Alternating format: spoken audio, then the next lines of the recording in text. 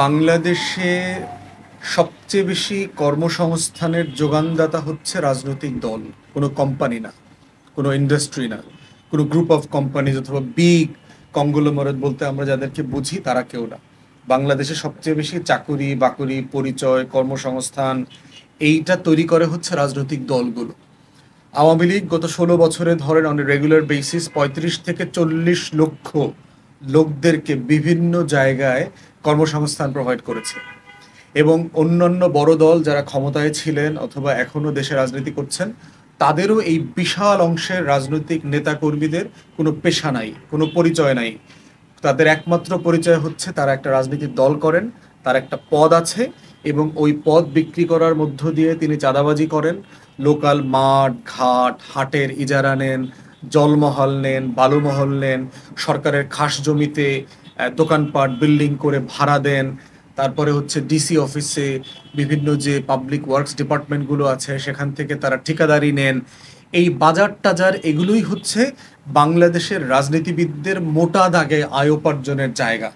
এবং বাংলাদেশের রাজনীতি নষ্ট হবার পিছনে মৌলিক যে কারণ, যে খুবই নিম্নবিত্ত গরিব পরিবারের ছেলেপেলেরা যাদের আসলে যোগ্যতার ভিত্তিতে কর্মসংস্থান পাওয়ার সুযোগ নাই, কিন্তু তারা রাজনীতি করতে চায়, নেতা হইতে চায়, এই জনগোষ্ঠীটা রাজনীতিতে এসে দেশের রাজনীতির ভিতরে একটা নতুন অর্থনীতির ক্রমধারা তৈরি করেছেন।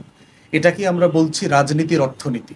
মানে রাজনীতি যার রুটি রুজি পেশা খানা পিনা লুটপাট সবকিছু মিলায়।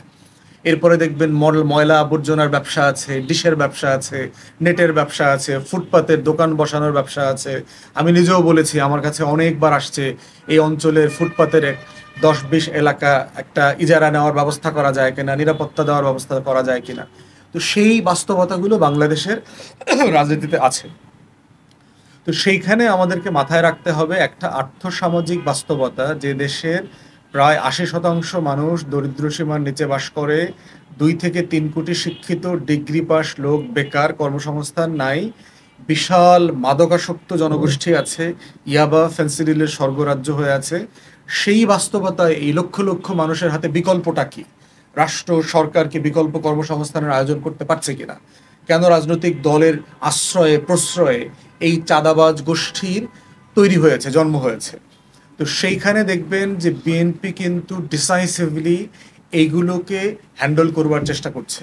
তারা অসংখ্য কমিটি জেলায় উপজেলায় পৌরসভাতে তারা ডিসম্যান্টল করে দিয়েছে। তারা অসংখ্য শত শত হাজার হাজার নেতাকর্মীদেরকে অলরেডি দল থেকে বহিষ্কার করেছে, শোকজ করেছে, নোটিশ দিয়েছে, সরকারকে পর্যন্ত বলেছে আমার দলের নেতাকর্মী যে যেখানে আছেন তাদেরকে গ্রেফতার করেন। অতএব আমরা বিএনপির সিনিয়র লিডারশিপকে যারা চিনি, আমরা দেখতে পাচ্ছি যে ওনারা আসলে এই ব্যাপারটাতে খুবই আন্তরিক। কিন্তু এর বাইরে চাঁদাবাজি কেউ যদি করে, ফৌজদারি অপরাধ, তো এটা অন্যায়। ফৌজদারি অপরাধের বিচার করার দায়িত্ব তো বিএনপি নিতে পারবে না, অথবা কোনো রাজনৈতিক দল নিতে পারবে না। দেশে যদি কোনো দখল হয়, কোনো অন্যায় হয়, লুটপাট হয়, সেটার আইনি ব্যবস্থা নেবার দায়িত্ব হচ্ছে রাষ্ট্রের। অতএব দল আকারে সে কি করছে, সে সাফিসিয়েন্টলি করছে কিনা সেটা দেখার বিষয় একটা আছে, এবং সে যদি পর্যাপ্তভাবে এটা নাও করে থাকে সেটা সমালোচনা করা যাবে। বাট ফৌজদারি অপরাধ যেখানে, সেইটা তো রাষ্ট্রের দায়িত্ব, সেটা অন্তর্বর্তীকালীন সরকারকে করতে হবে, সেটা স্বরাষ্ট্র মন্ত্রণালয়কে করতে হবে, ডিসিএসপিকে করতে হবে। সেইখানে আমাদের একটা বড় আকাঙ্ক্ষার জায়গা হচ্ছে যে পুলিশ প্রশাসন সাফিসিয়েন্টলি পারফর্ম করছে কিনা। আমরা ইতিমধ্যে দেখতে পাচ্ছি স্বরাষ্ট্র উপদেষ্টা খুবই ব্যাডলি পারফর্ম করছেন। ওনার পারফরমেন্স খুবই দুর্বল এবং খারাপ। ভালো মানুষ, কিন্তু একটা অযোগ্য লোক। কিন্তু এটাও সত্য, পুলিশের ভিতরে মোরাল কিন্তু আগের থেকে অনেক বেশি ফিরে আসছে। সিনিয়র পুলিশ অফিসারদের ভিতরে অনেক পরিষ্কার পরিচ্ছন্নতা অভিযান হয়েছে। নিচের দিকে যারা কনস্টেবল আছেন, ইন্সপেক্টর আছেন, পুলিশের যারা এসআই আছেন, তাদের ভিতরে মনোবল অনেক ফিরে আসছে। এইটার ব্যাপারে আমাদের বক্তব্য হচ্ছে যে পুলিশই হচ্ছে আইন শৃঙ্খলা রক্ষা করবার জন্য একমাত্র ফোর্স। এইটা অন্য কিছুকে দিয়ে রিপ্লেস করা যাবে না। তাই রাষ্ট্রকে দেখতে হবে যে এই পুলিশ ফোর্সকে আমি কিভাবে সক্রিয় করতে পারি, তাকে নৈতিকতা সম্পন্ন করতে পারি।